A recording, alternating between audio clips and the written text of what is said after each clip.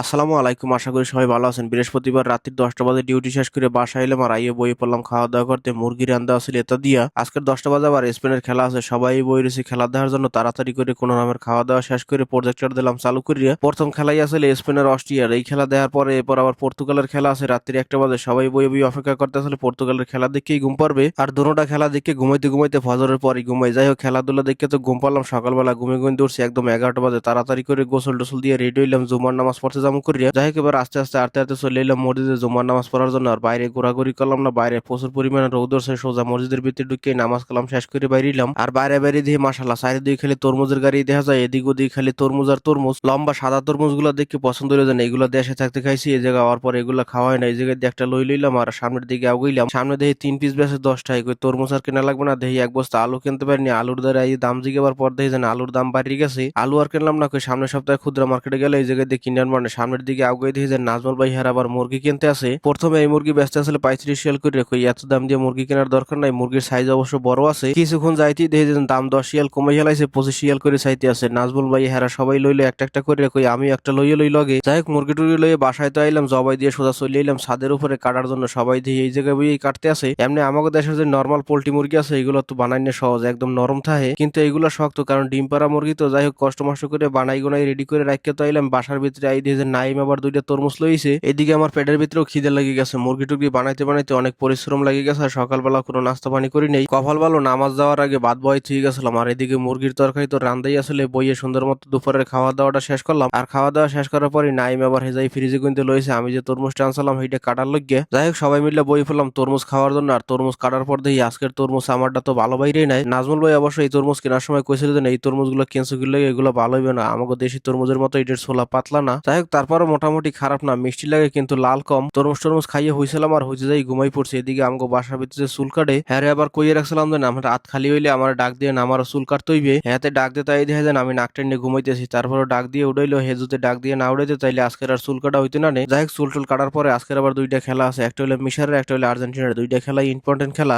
তো প্রথমে মিশরের খেলা শুরু হয়েছে। মিশরের খেলা দেখতে দেখতে রাত্রি 11টা বাজে গেছে। ফাহে কয়টা খাওয়া দাওয়া করে রাত্রি 1টা বাজে আবার শুরু হলো আর্জেন্টিনার খেলা। আর দোনোটা খেলা দেখে ঘুমাইতে ঘুমাইতে আজকের ঘুমের 12টা বাজে গেছে। সকালবেলা ঘুমে গুনতে উঠছি 11:30 বাজে। আজকের ঘুমে গুনতে উঠে প্রথমে চলে গেছি মুখ ধুইতে। আর মুখ টুক ধুয়ে সুন্দর মতো বিছান খাতা গুছগাছ করলাম। এদিকে নাজমুল ভাই হেরাবার গেছিল বিয়ার কামে। রাত্রে আবার সময় এই জায়গাতে খ্যাপসা লইছে, তো আমার এই জায়গাতে কিছু খ্যাপসা দিছিল। যখন খ্যাপসা দিয়েছিল এর কিছুক্ষণ আগেই আমি আবার ভাত খেয়ে লাইছিলাম, যার কারণে খ্যাপসা গুলো রাখতে দিয়েছিলাম। কই সকালবেলা খামো অনেক। খ্যাপসা গুলো রাইস কুকারের ভিতরে দিয়ে গরম দেওয়ার পর দিয়েছেন লাসা লাসা হয়ে গেছে আর গন্ধ বাইরিতেছে, তার মানে এগুলো খাওয়া যাবে না। কিন্তু এদিকে নাজমুল ভাই হেরা যদি রেখে দিয়েছে পলিথিনের ভিতরে, হেডি দিয়ে ভালো আছে। আমার ডি নষ্ট হয়ে গেল কি লেগে বুঝলাম না, রাইস কুকারের ভিতরে রাখছি এর লেগে নাকি।